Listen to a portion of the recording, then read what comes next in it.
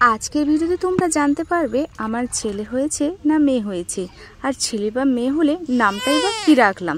সব কিছু তথ্য জানতে গেলে তাহলে পুরো প্রথম থেকে শেষ পর্যন্ত ভিডিওটি তোমাদেরকে দেখতে হবে।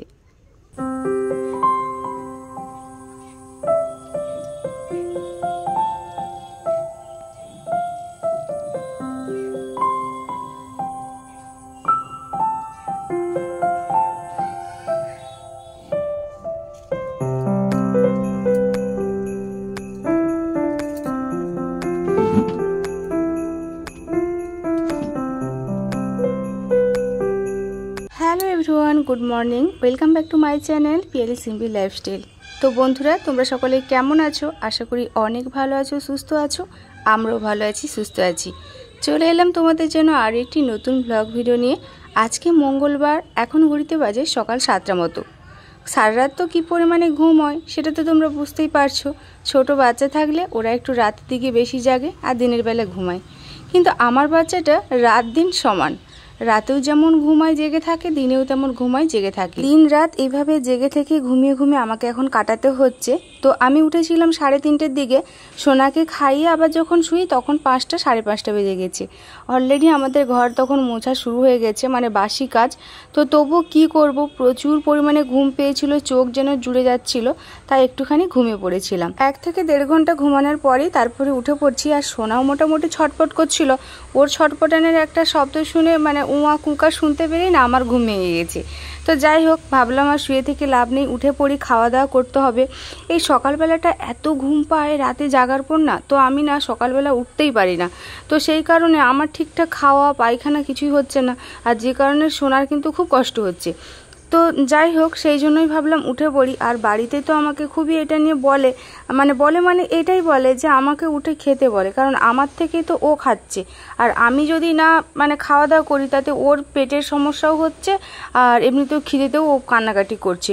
আর তোমার দাদাভাই তো আমাকে সব সময় বলে যে সোনা যদি ঘুমিয়ে যায় আমাকে বলে যে উঠে খাওয়া দাওয়াটা করতে। কিন্তু কি বলতো, এত পরিমাণে আমার ঘুম পায় না, ও জেগে থাকলে আমাকে জেগে থাকতে হচ্ছে, আর ও ঘুমিয়ে পড়লে আমিও ঘুমিয়ে পড়ি। তো যে কারণে আমার অনেক কাজই হয় না, নিয়ম মতো কোনো কাজই আর হচ্ছে না। তো যাই হোক, এখন দেখো সোনা বিছানায় শুয়ে আছে, আর আমি আমার মতো করে বিছানাটা গুছালাম। আগের মতো টান টান করে তো গুছাতে পারবো না।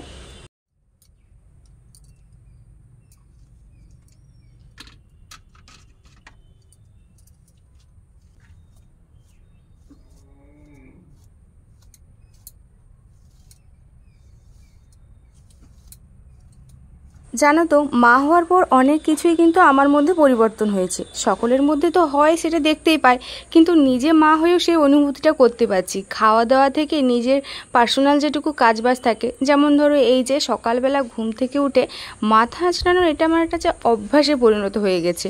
এটা আমার সেই হোস্টেলে থাকাকালীন থেকে।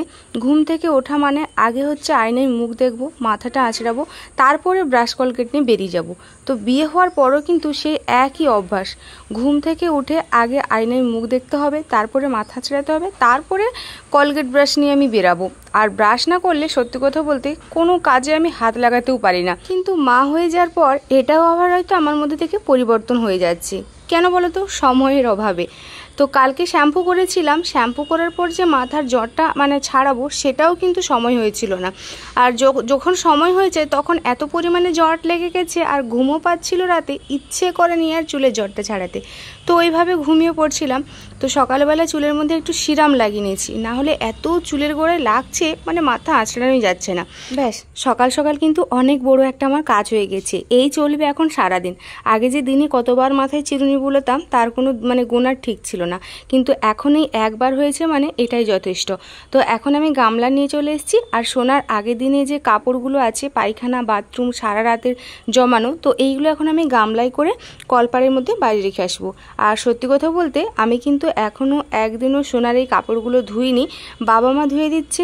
আর তারপরে জন্মের সময়, জন্মের পর মামা শ্বশুর বাড়িতে ছিলাম বেশ 14-15 দিন, ওখানে কিন্তু আমার বড় মামি শাশুড়ি ধুয়ে দিত। তো অনেক কিছু কথাই তোমাদেরকে বলবো, এই তো সদ্য ব্লগ শুরু করলাম।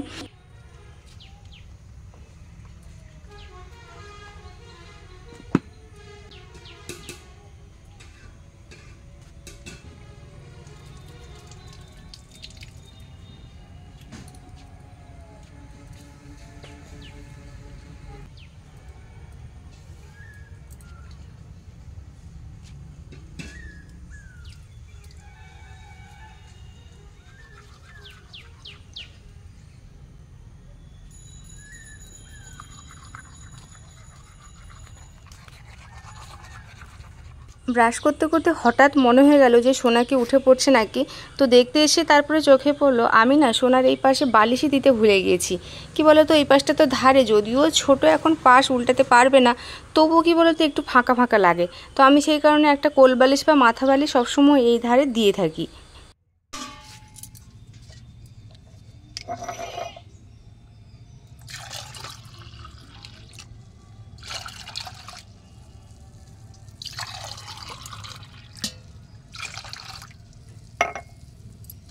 ব্রাশ করা হয়ে গেছে, মুখও ধোয়া হয়ে গেছে, আর এখানে মা এখন চিরতা খাড়া যে বলে তোমরা হয়তো অনেকেই জানো, তো সেই জলটা এখন ছেঁকে দিচ্ছে।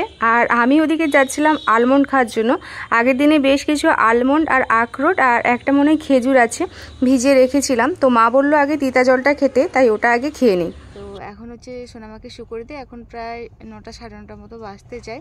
তো এবার খেতে হবে, না হলে আবার যেহেতু ওকে ব্রেস্ট ফিডিং করানো হয় পুরোটাই, কোনো বাইরের কান্না শুরু করেছে, বাইরের আলাদা খাওয়ার ফর্মুলা মিল্ক চায় না খাওয়াতে। ন্যানপ্রো খাইয়েছিলাম 2-1 বার, যখন জন্মের পর প্রথম যখন ব্রেস্ট মিল্ক আসতোই না আমার, তো তখন খুবই কান্না করতো, আর পেটের হয়তো সমস্যা হয় ওর, তো সেই জন্য ওকে সবসময় চেষ্টা করি ব্রেস্ট ফিডিং করার জন্য। তো এখন দেখতেই পাচ্ছ ঘুমানোর মুড, আর এখন যদি ওকে আমি নিয়ে কোলে গল্প করতে যাই তাহলে ও কোলে ঘুমানোয় অভ্যস্ত হয়ে যাবে। তো চলো ওকে আমি শু করে দিলে আমিও কাজগুলো তাড়াতাড়ি করে করতে পারবো। আর আজকে আমার স্নান করার দিন, আমি এখনও পর্যন্ত একদিন অন্তরই স্নান করছি এত গরমের মধ্যে। বর্ষাকাল হতে পারে কিন্তু গরম তো প্রচুর। আসলে যেহেতু সি সেকশন হয়েছে তো সেই কারণে প্রত্যেক দিন করে স্নান করতে চাইছি না, কারণ নিজে এখন দেখতেও পাচ্ছি না ঠিকঠাক। তোমার দাদাভাই যতদিন ছিল ও ড্রেসিংটা করে দিত আমাকে, তো এখন তো নিজেও দেখতে পাচ্ছি না মলামটা বা এই যে লোশনটা লাগাচ্ছি। তো সেই জন্য চেষ্টা করছি 2 মাস অন্তত হোক। এখন আমার প্রায় 41 দিন হয়ে গেল, 2 মাস হয়ে গেলে তারপর থেকে আমি প্রত্যেক দিন স্নান করার চেষ্টা করব। তো চলো সঙ্গে থাকো, ব্লগটা দেখতে থাকো। আর আজকে জানাবো কি নাম রাখলাম, ছেলে না মেয়ে হয়েছে তো ভিডিওর প্রথমেই বলে দিলাম, কিন্তু কি নামটা রাখলাম সেটা তোমাদেরকে আমি ভিডিও লাস্টের দিকে বলবো, কন্টিনিউ দেখতে থাকো।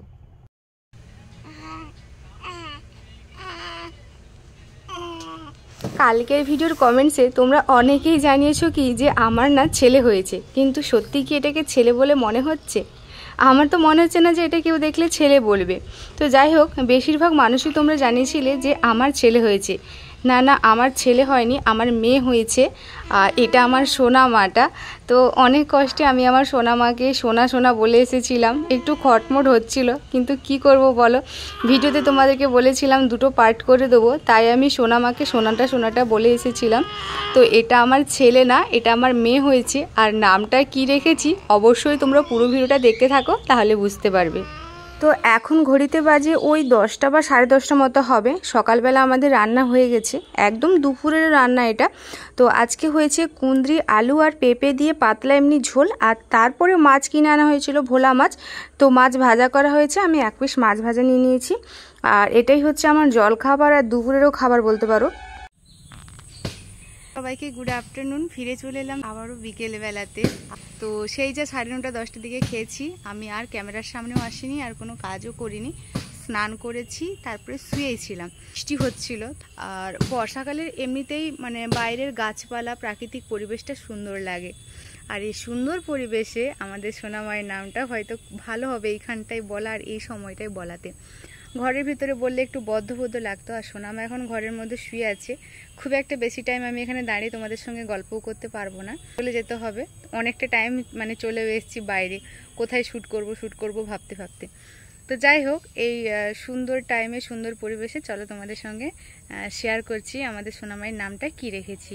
বেশিরভাগ দেখেছি ব্লগারদেরকে বা এমনি বাড়ির আশেপাশে দেখেছি যে বাবা মায়ের সঙ্গে নাম ম্যাচ করে রাখে।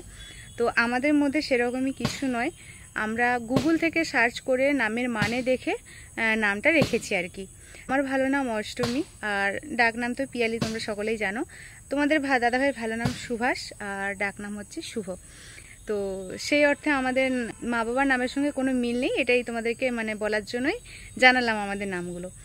আমাদের সোনামায়ের নাম রেখেছি স্নেহিতা খুটিয়া, ওর টাইটেল খুটিয়া আমার শ্বশুরবাড়ি, আর নামটা রেখেছি স্নেহিতা। আর এই স্নেহিতার নামের মানে হচ্ছে ভালোবাসা। বা নরম, স্নিগ্ধ, কোমল এরকমই টাইপের কিছু। তো আমাদের তো নামটা ভালো লেগেছে। এটা আমি তোমার দাদাভাই দুজনই মানে আমাদের বেবি হওয়ার আগে একটা বেবি বয় বেবি গার্ল দুজনের নাম পছন্দ করে নামের মানে ভেবে ঠিক করে রেখেছিলাম। আর নামটা কেমন তোমাদের লাগলো সেটা অবশ্যই জানিও। আর ডাক নাম রেখেছি আরও একটা, তো স্নেহিতার নামটা সচরাচর কিন্তু মানে অতটা কেউ শোনেনি আর কি। আর তোমাদের কাছে যদি নামটা একটু নতুন লেগে থাকে, যে নতুন শুনেছ, যাদের কাছে কমেন্ট করে কিন্তু জানিও। তো বিশেষ করে আমার যে বাড়ির লোকেরা, আমার আত্মীয় স্বজন সবাই বলছে স্নেহিতা, মানে একটু উচ্চারণ করতে একটু লাগছে, কারণ সবার কাছে তো সমান নয়। তো সেই কারণে 2 অক্ষরের একটা নাম দিয়ে রেখেছি, যেটা ডাকতে বাড়ির লোকের সকলের সুবিধা হবে আর কি। তো স্নেহিতার শর্ট নাম স্নেহা হলে ভালো হতো।